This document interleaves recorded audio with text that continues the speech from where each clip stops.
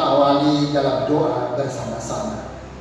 Segala puji syukur, hormat dan kemuliaan kami kembalikan kepada Tuhan. Kami mengucap syukur Bapa, hari ini Tuhan tetap izinkan kami hidup, kami tetap bernapas, dan kami menyadari serta mengakui bukan karena kuat gagah kami, namun semata-mata karena Roh-Mu Tuhan, semata-mata karena kasih karunia Tuhan. Itulah sebabnya kami sungguh bersyukur kepada Engkau. Dan sebentar lagi Bapa, hamba-Mu mau menyampaikan firman. Pakailah hamba-Mu dengan segenap otoritas Tuhan, lengkapi dengan hikmat marifat dari surga, tutup bungkus hamba-Mu dengan kuasa. Pakai hamba-Mu, urapi hamba-Mu, dan sucikan segenap tubuh jiwa roh hamba-Mu. Ampuni setiap dosa dan pelanggaran hamba-Mu, dan supaya hamba-Mu berkenan menjadi saluran berkat bagi banyak orang. Menyerahkan pemberitaan firman-Mu dari awal sampai kepada akhirnya. Hamba percaya Allah Roh Kudus yang memberikan hamba kekuatan, memberikan hamba-Mu kemampuan, kesanggupan, memberikan hamba-Mu keberanian untuk menyampaikan sabda Tuhan, sehingga sabda Tuhan menjadi berkat bagi kami semua. Terima kasih Bapa di sorga. Di dalam nama Tuhan Yesus Kristus, hamba siap memaparkan firman Tuhan. Haleluya, haleluya, amin. Shalom Bapak Ibu Saudara sekalian, apa kabar hari ini? Harapan dan doa saya, kabar baik yang luar biasa yang Tuhan kerjakan dalam kehidupan kita. Karena kasih Allah yang begitu besar, Allah yang sangat baik, tetap senantiasa melingkupi saudara dan saya, sehingga kita tetap kuat, kita tetap sehat, kita tetap bersukacita, kita tetap bersemangat, dan sampai hari ini kita ada semua karena berkat daripada Tuhan. Haleluya, puji nama Tuhan. Saudara-saudara, hari ini izinkan saya menyampaikan satu tema firman Tuhan, yakni Roh Kudus yang dijanjikan. Sekali lagi, Roh Kudus yang dijanjikan. Haleluya, haleluya. Saya mau mengajak kepada kita semuanya agar kita membaca nats firman Tuhan dari Kisah Para Rasul pasal yang pertama ayat 1 sampai yang kelima. Sekali lagi, Kisah Para Rasul pasal yang pertama ayat 1 sampai ayat yang kelima. Demikian pemberitaan firman Tuhan. Hai Theophilus, dalam bukuku yang pertama, aku menulis tentang segala sesuatu yang dikerjakan dan diajarkan Yesus sampai pada hari Ia terangkat. Sebelum itu, Ia telah memberi perintahnya oleh Roh Kudus kepada rasul-rasul yang dipilihnya. Kepada mereka Ia menunjukkan dirinya setelah penderitaannya selesai, dan dengan banyak tanda Ia membuktikan bahwa Ia hidup. Sebab selama 40 hari Ia berulang-ulang menampakkan diri dan berbicara kepada mereka tentang kerajaan Allah. Pada suatu hari ketika Ia makan bersama-sama dengan mereka, Ia melarang mereka meninggalkan Yerusalem dan menyuruh mereka tinggal di situ, menantikan janji Bapa yang demikian katanya, telah kamu dengar daripadaku.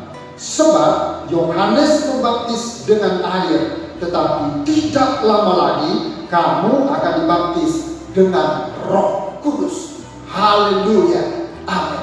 Dalam perikop ini diekspos suatu interaksi antara Tuhan Yesus dengan para murid sebelum Yesus terangkat ke surga. Jadi peristiwa dalam perikop ini, ketika Yesus belum terangkat ke surga, maka Yesus berbicara atau memberikan pesan-pesan perpisahan Yesus dengan para muridnya. Oleh sebab itu, maka Lukas atau tabib atau dokter Lukas mencatat apa kemudian pembicaraan Yesus Dr. Lukas selaku penulis Injil Lukas maupun Kisah Para Rasul ini merupakan salah seorang dari 70 murid yang sudah percaya dan mengabdi secara total kepada Yesus Kristus. Dan Dr. Lukas mencatat dengan teliti pembicaraan, interaksi, semua narasi-narasi sesuai dengan versi dari Dr. Lukas, dan kemudian dibukukan menjadi 2 kitab atau 2 buku, yakni Injil Lukas dan Kisah Para Rasul. Kedua buku ini kemudian ditujukan kepada satu nama dan satu pribadi yang sama, yakni Theophilus. Theophilus adalah seorang yang terhormat, seorang pejabat tinggi di pemerintahan Kekaisaran Romawi pada saat itu. Namun kemudian Theophilus bertobat dan menerima Yesus Kristus sebagai Tuhan dan Juru Selamatnya secara pribadi. Melalui pemberitaan Dr. Lukas dan kemungkinan bersama dengan Rasul Paulus pada saat itu.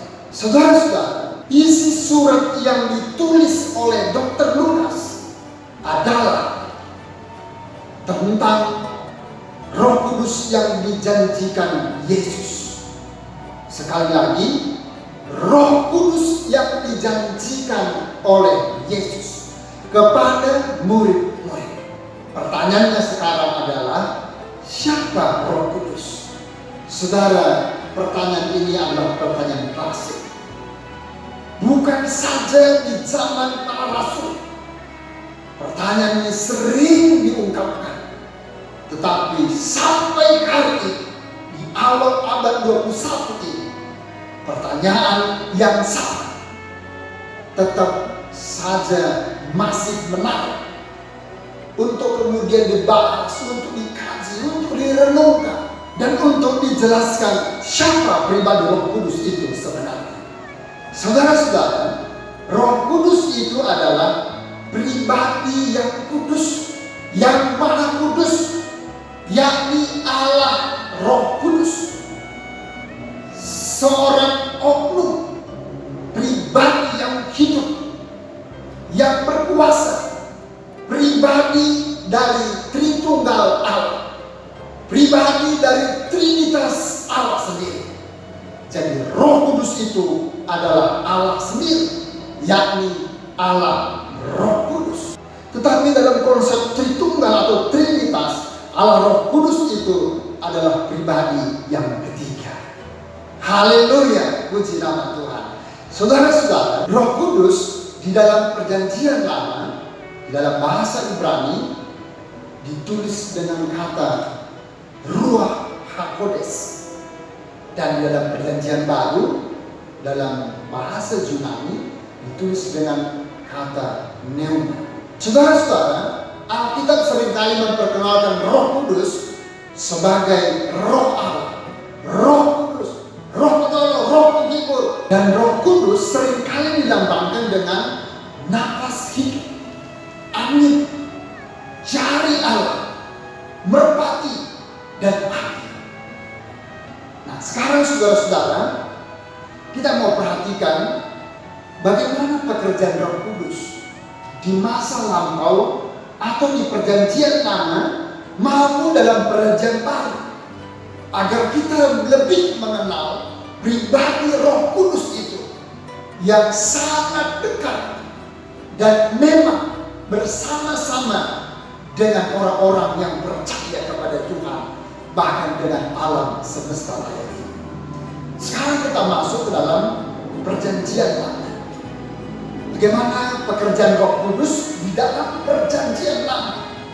Nah, bila kita perhatikan Alkitab, maka pekerjaan Roh Kudus di dalam Perjanjian Lama, di dalam hal penciptaan, dalam kitab Kejadian pasal yang pertama, ayat yang kedua, Alkitab mencatat Roh Allah melayang-layang.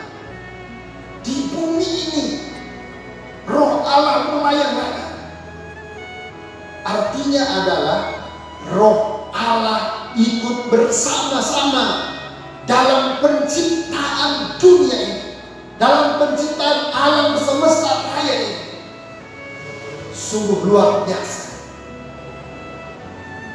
Allah Khalik langit dan bumi melalui Roh Kudus menciptakan alam semesta raya, termasuk manusia.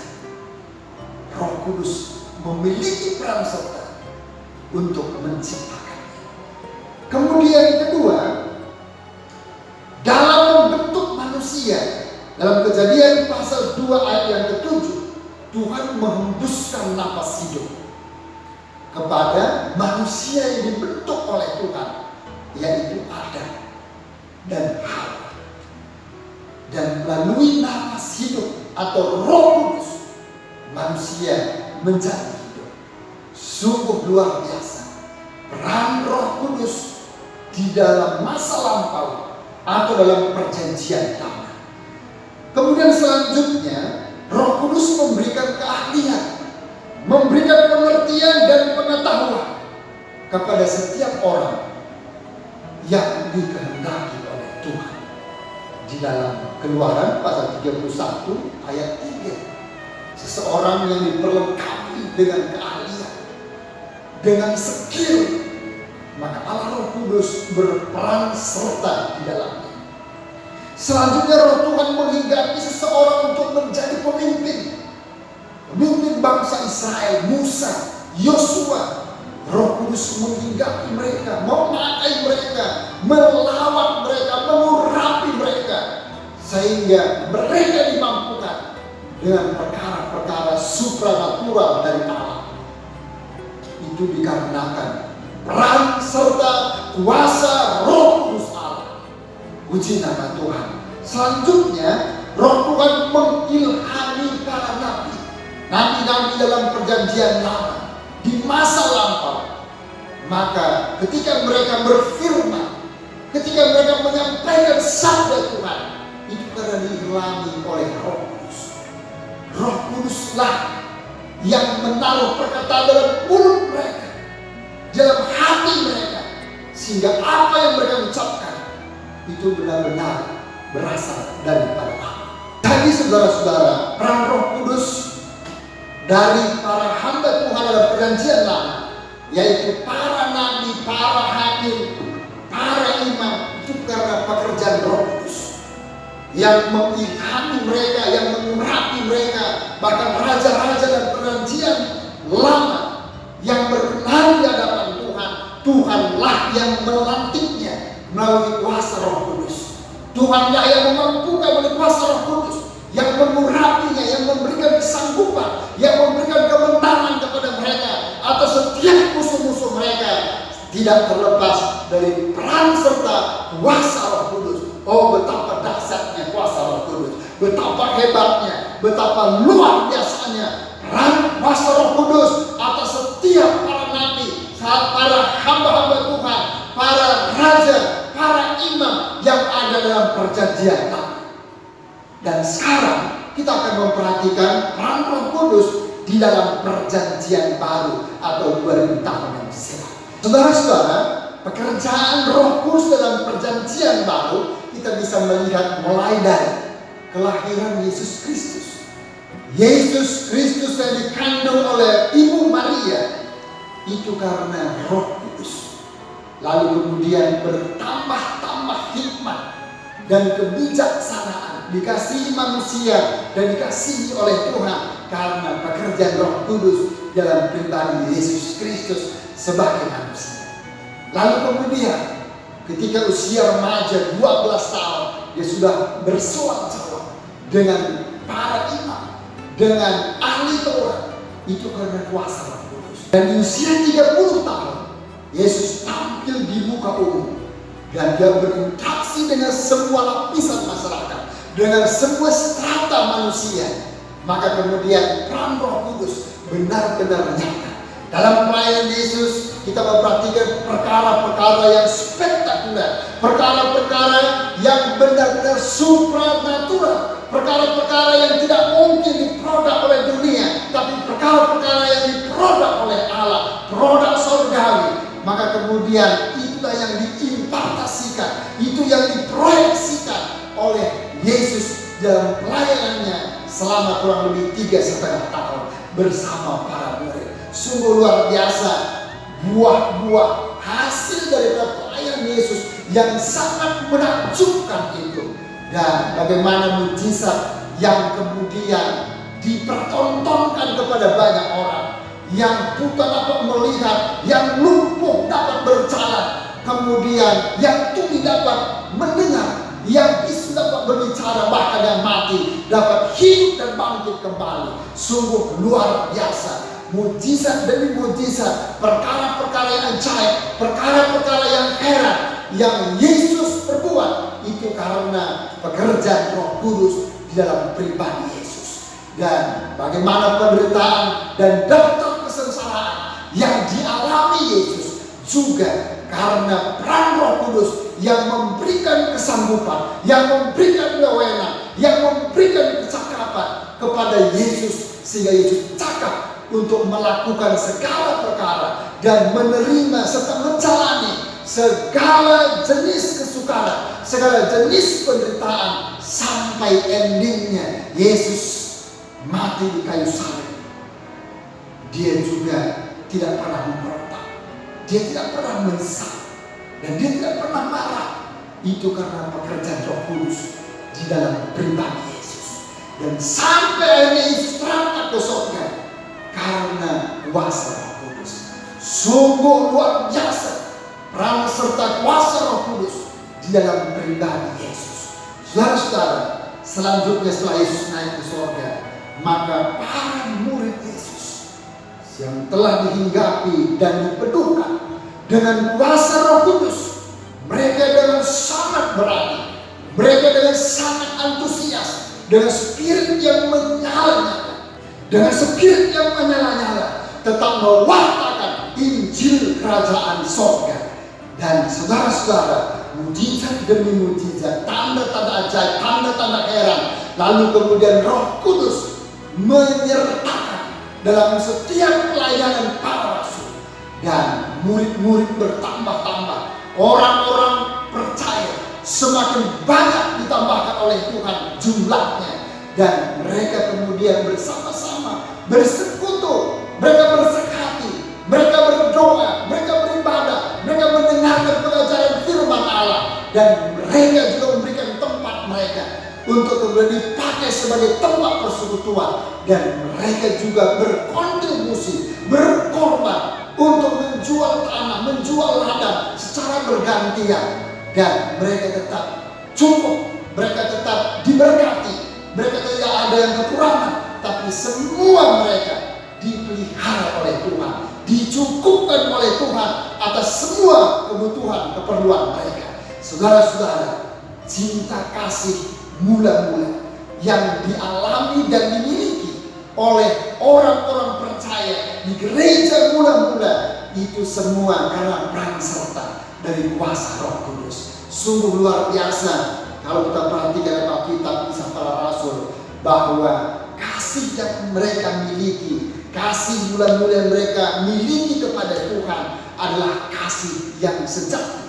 Sungguh luar biasa. Sungguh mereka memiliki satu moto yang sangat terkenal di tengah-tengah jemaat mula-mula yang diekspos oleh Alkitab, yang mungkin pada zaman sekarang ini sudah nyaris, sudah sangat sulit, sudah sangat minim untuk kemudian dipraktekkan, yakni segala sesuatu menjadi milik bersama. Tentu yang dimaksud adalah hal yang positif, hal yang membangun, hal yang berfaedah bagi mereka masing-masing. Saudara-saudara, yang ingin saya sampaikan adalah dari moto yang mereka miliki, segala sesuatu menjadi milik bersama, itu karena peran serta Roh Kudus dalam setiap orang percaya, sehingga hati mereka terbuka, hati mereka benar-benar ikhlas untuk kemudian bersyukur satu dengan yang lain, berkontribusi bagi satu dengan yang lain, dan bekerja sama satu dengan yang lain. Sungguh luar biasa bagaimana kemudian koinonia mereka, bagaimana persekutuan mereka, bagaimana keakraban mereka, bagaimana kerjasama mereka. Sungguh indah dan luar biasa. Haleluya, haleluya. Ini pekerjaan Roh Kudus yang dialami dalam perjanjian baru, yang dialami oleh umat-umat Tuhan di dalam perjanjian baru. Dan saudara-saudara, selanjutnya perjalanan umat Tuhan dalam perjanjian baru, mereka kemudian mengeluarkan buah-buah dari Roh Kudus yang berupa kasih yang sejati, sukacita di antara sesama jemaat, kesabaran, kemudian ketekunan, kesetiaan, penguasaan diri. Sungguh luar biasa, mewarnai setiap jemaat ketika itu. Nah, saya membayangkan bagaimana jemaat mula-mula jikalau mereka masih eksis di zaman sekarang ini. Tentu orang-orang percaya menjadikan mereka menjadi percontohan, menjadi teladan, jemaat percontohan yang baik, yang terbaik. Dan saudara-saudara, memang jemaat mula-mula sudah tidak ada lagi karena mereka hidup di abad yang pertama. Tetapi bagaimana kehidupan mereka di abad pertama semua diekspos di dalam Alkitab. Sekarang masalahnya kita mau mencontoh, kita mau menindaklanjuti, kita mau hidup berpadanan on the track dalam firman Tuhan seperti jemaat yang mula-mula atau keluar dari rel kebenaran firman Tuhan. Nah, maka kemudian jawabannya berpulang kepada kita masing-masing. Tetapi di balik daripada jemaat Tuhan di abad pertama atau jemaat mula-mula ini yang sukses menghasilkan buah-buah roh dengan terbaik, maka kemudian itu tidak terlepas dari peran serta kuasa Roh Kudus. Nah, saudara-saudara, tentu masih banyak sekali bagaimana peran serta Roh Kudus kemudian dapat disampaikan dalam Alkitab. Tetapi hari ini tentunya waktu tidak memungkinkan untuk saya menyampaikan lebih panjang, lebih banyak lagi materi atau peran serta Roh Kudus bagi setiap perjalanan orang-orang percaya.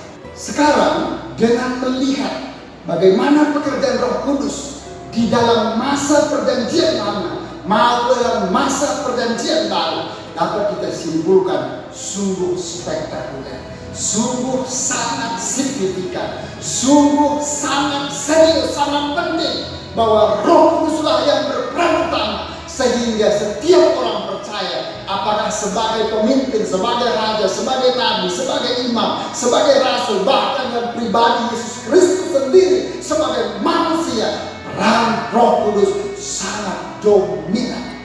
Maka demikian kita kembali kepada ayat nas kita tadi dengan memunculkan satu pertanyaan, adalah apa perintah Yesus kepada para rasul?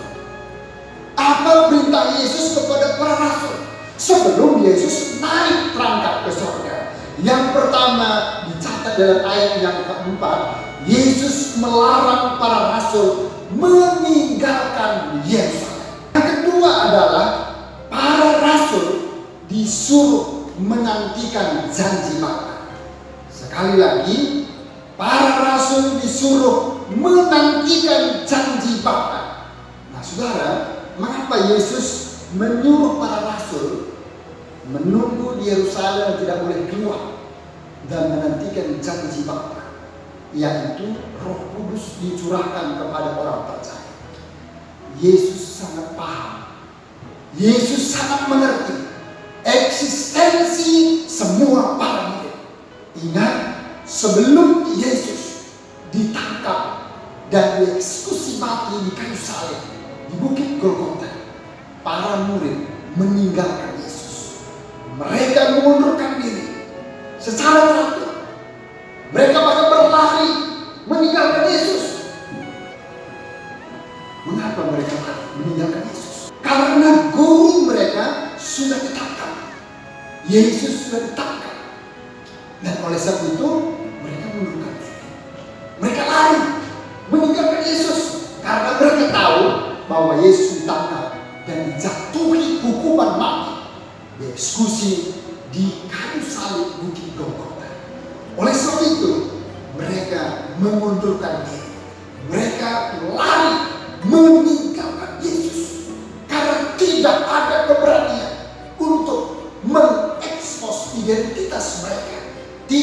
ada nyali sedikit pun untuk kemudian mempublikasikan bahwa mereka sebagai seorang murid, mereka sebagai orang percaya menjadi mitra Allah, menjadi pengikut Allah yang sejati.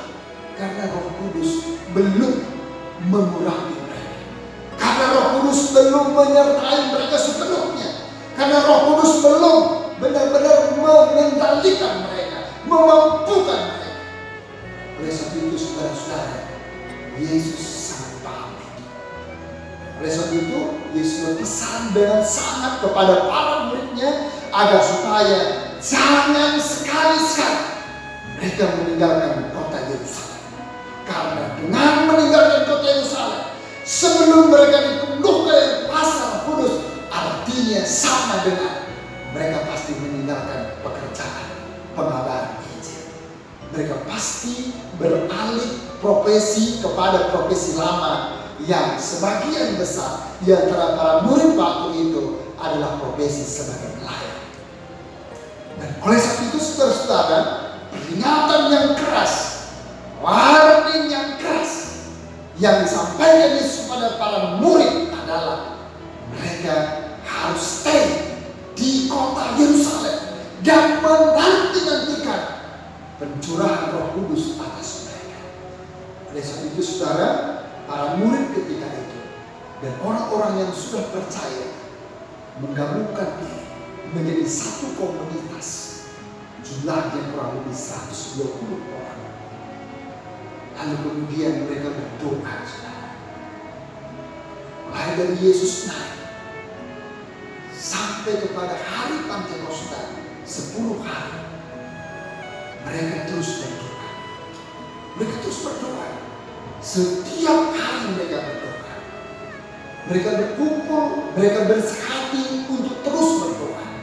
Itulah sebabnya, meskipun Roh Kudus sudah dicurahkan 2000 tahun yang silam, tetapi untuk memperingati pencurahan Roh Kudus kepada setiap orang percaya, maka gereja Pentakosta dan masih banyak gereja-gereja yang lain tetap memperingati serta mempraktekkan apa yang dipraktekkan para rasul ketika itu, yang terus berdoa dan doa 10 malam, doa 10 hari. Dan mereka melakukan itu. Kenapa dilakukan? Pada Roh Kudus dicurahkan. Sama artinya ketika kita memperingati hari kemerdekaan. Kemerdekaan sudah kita dapat, tetapi kenapa kita harus memperingati? Agar supaya spiritnya kita dapat, agar supaya kita bisa mengenal, agar supaya kita bisa memperbaharui bagaimana semangat juang kita. Dan hal yang sama ketika kita memperingati doa 10 hari atau 10 malam, tujuannya adalah supaya Roh Kudus itu tetap eksis, bekerja dalam setiap orang percaya. Dan orang percaya kemudian mengandalkan pimpinan, otoritas, wewenang, kesanggupan, kemampuan yang berasal daripada kuasa Roh Kudus bagi setiap orang percaya. Saudara, sadar atau tidak sadar, kita di dunia ini seringkali kita berhadapan dengan kuasa-kuasa yang bukan datang dari Tuhan, roh-roh dari dunia ini. Dan kita bersyukur memiliki kuasa Roh Kudus, bahwa kuasa Roh Kudus jauh lebih besar, jauh lebih berkuasa, jauh lebih hebat dari segala kuasa yang ada di produk dari dunia ini. Oleh sebab itu kita bersyukur menjadi umat Allah, bahwa setiap orang yang percaya kepada Tuhan, Tuhan mengaruniakan kuasa Roh Kudus. Sehingga saudara dan saya, kita semuanya sanggup untuk kemudian memanggil ya Aba, ya Bapa. Kita memanggil Tuhan kita menyebut Yesus Kristus Tuhan dan Juru Selamat. Kita percaya kepada Roh Kudus yang berkuasa atas setiap perjalanan kehidupan kita. Haleluya, puji Tuhan. Saudara, yang ketiga adalah perintah Yesus terhadap para rasul pada saat itu, supaya para rasul dibaptiskan dengan kuasa Roh Kudus. Sekali lagi, para rasul harus dibaptiskan dengan kuasa Roh Kudus. Artinya adalah seseorang yang dibaptis dengan kuasa Roh Kudus, ke dalam tubuh Kristus agar supaya menjadi bagian di dalam tubuh Kristus. Haleluya, puji nama Tuhan. Jadi ketika para rasul sudah dibaptiskan dengan kuasa Roh Kudus, maka mereka menjadi bagian dari tubuh Kristus. Itu sebabnya saudara, perjalanan para rasul kemudian sungguh sangat luar biasa. Mereka memberitakan firman Tuhan, menjadi bagian dalam tubuh Kristus. Maka pemberitaan firman Tuhan yang dikerjakan para rasul sungguh spektakuler. Mereka semua bekerja, mereka semua memberitakan kerajaan Allah, mereka semua mewartakan firman Allah, mereka mewartakan Yesus sebagai Tuhan dan Juru Selamat, dan Roh Kudus menyertai mereka. Roh Kudus memimpin mereka, Roh Kudus mengurapi mereka, Roh Kudus mengerjakan perkara-perkara yang ajaib dalam pelayanan para rasul pada saat itu. Demikian juga setiap orang percaya, orang-orang yang dibaptiskan dengan kuasa Roh Kudus, artinya mereka dibaptiskan dalam tubuh Kristus agar supaya menjadi bagian dari tubuh Kristus itu sendiri. Kita tahu bahwa tubuh Kristus secara manusia maka mengalami banyak penderitaan, mengalami banyak aniaya, mengalami banyak sengsara. Sungguh daftar yang panjang atas sengsara, atas penderitaan, atas aniaya, atas kesukaran hidup yang dialami oleh Yesus selama ada dalam dunia ini. Maka para rasul juga mengalami hal yang sama. Dan orang-orang yang menjadi percaya kepada Tuhan pada saat itu memang mengalami juga kesukaran-kesukaran hidup, aniaya-aniaya yang begitu rupa turut mereka alami bagi setiap orang percaya ketika itu. Dan oleh sebab itu saudara-saudara, hari ini jika orang-orang percaya ikut juga mengalami kesukaran-kesukaran hidup, itu tidak lebih dan tidak keluar dari konteks firman Tuhan, bahwa orang-orang yang mengikut Tuhan dan orang-orang yang memang masih tinggal dalam dunia memang mengalami kesulitan, memang mengalami kesukaran. Dan orang-orang yang mengikut Tuhan Yesus memang harus mengalami kesukaran itu. Dan oleh sebab itu saudara-saudara, maka satu hal yang harus kita pegang, meskipun mereka mengalami aniaya, mengalami kesukaran hidup, tetapi Roh Kudus yang memampukan mereka.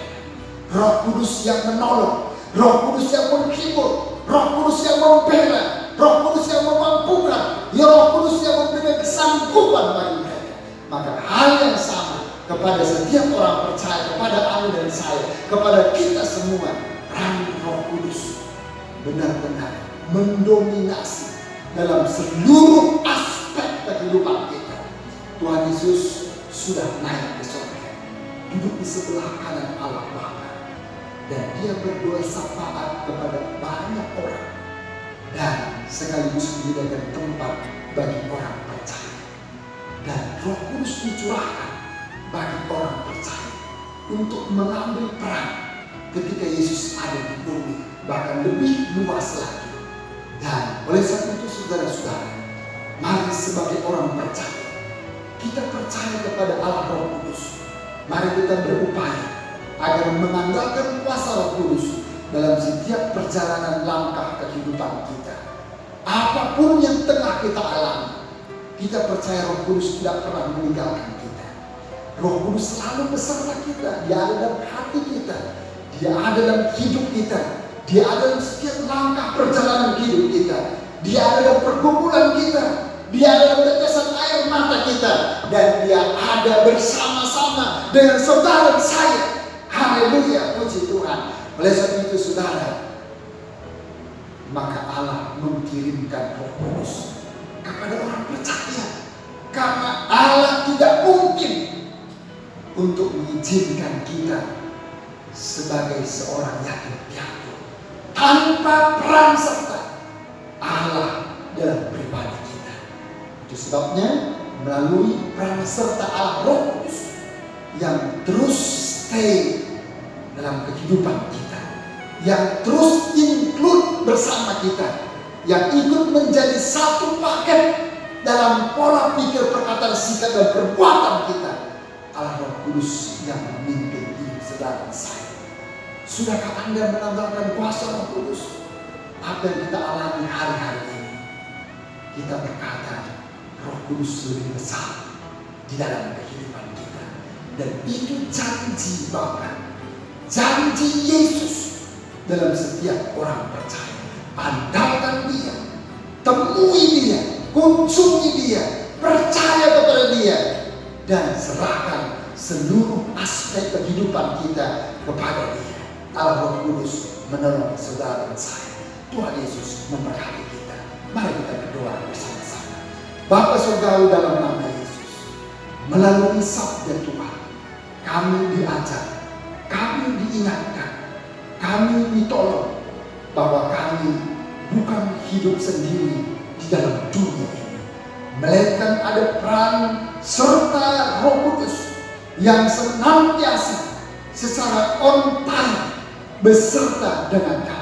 Roh Kudus sebagai penolong kami, penghibur kami, menginsafkan kami, mengajar kami, menolong kami, menyucikan kami, memberikan kami kesanggupan, memberikan kami kemampuan, memberikan kami otoritas untuk hidup dalam perkenaan Engkau. Ketika kami lemah, Roh Kudus menguatkan kami. Ketika kami susah, Roh Kudus menghiburkan kami. Ketika kami jatuh dalam dosa, Roh Kudus kembali menginsafkan kami. Sehingga ketika kami mengakui dosa kami, Tuhan mengampuni dosa kami. Ketika kami terpuruk dan berbuat berat, Roh Kudus menolong kami, menyegarkan kami, memulihkan keadaan kami. Oleh sebab itu, peganglah tangan kami, Allah Roh Kudus. Genggamlah seluruh aspek kehidupan kami, agar kami tidak jatuh, agar kami tidak gagal, agar kami tetap eksis, kami tetap kuat, kami tetap cakap untuk menanggung segala perkara bersama-sama dengan Tuhan. Terima kasih Bapa di surga. Teruslah Engkau berbicara kepada kami melalui peran serta Roh Kudus-Mu yang mengajar kami, yang membimbing kami, yang mencerahkan kami, yang mengubahkan, yang memulihkan setiap keadaan kami. Dalam nama Yesus, tumpahkan tangan atas kami, curahkan Roh Kudus-Mu atas setiap orang-orang yang percaya kepada Tuhan. Terima kasih Bapa di surga. Allah Roh Kudus, teguhkan firman-Mu, meteraikan supaya menjadi rema, menjadi berkat. Pakai dan mampukan kami untuk hidup on the track dalam firman-Mu dan menjadi pelaku-pelaku firman-Mu.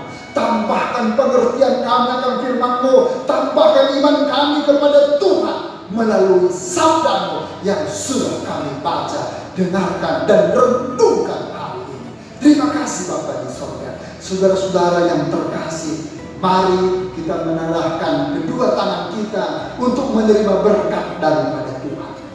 Terima dan bawalah pulang anugerah berkat damai sejahtera dari Allah Bapa di surga, cinta dan kasih sayang dari Yesus Kristus Tuhan dan penebus jiwa kita, serta persekutuan Allah Roh Kudus turun memenuhi, menyertai, menghiburkan, menguatkan, mengajarkan, memulihkan, memberkati dan menyelamatkan kita semua hari ini, besok, sampai Maranatha Tuhan Yesus Kristus datang untuk kedua kali.